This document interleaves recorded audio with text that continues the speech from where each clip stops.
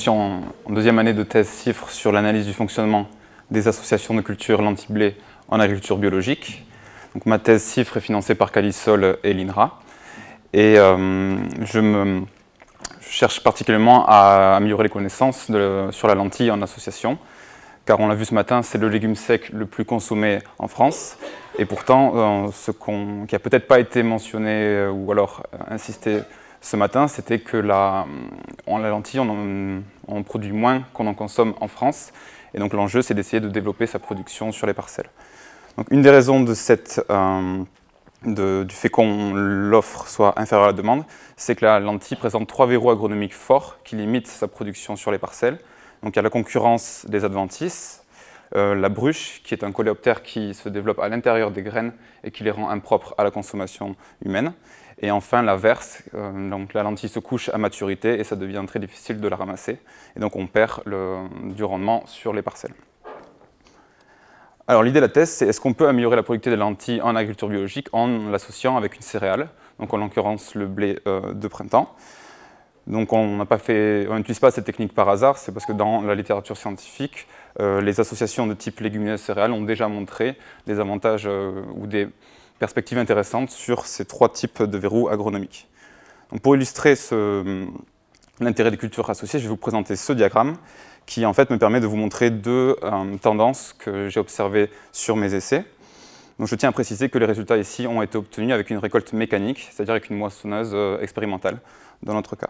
Donc, vous avez en ordonnée la quantité de grains en tonnes par hectare en sec et 4 modalités. Donc, la première, c'est la lentille 100% donc en culture pure. Donc là, c'est une densité classique que les agriculteurs pourraient utiliser sur leurs parcelles.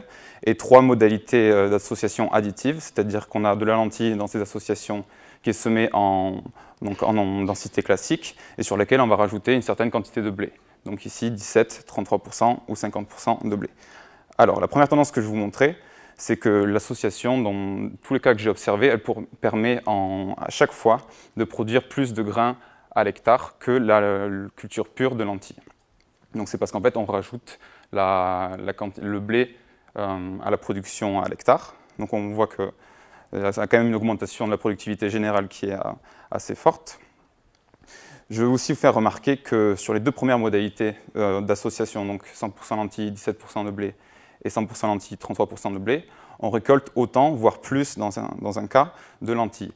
Et donc en fait cet effet, c'est la présence du blé qui va jouer un rôle de tuteur pour la lentille et limiter l'importance de la verse à la maturité. Et donc, avec une moissonneuse, on va ramasser plus de lentilles. La seconde tendance, c'est que plus on augmente la proportion de blé dans l'association, et moins la lentille va se développer, car elle sera dominée par le blé, dû à des interactions qu'on appelle des interactions interspécifiques.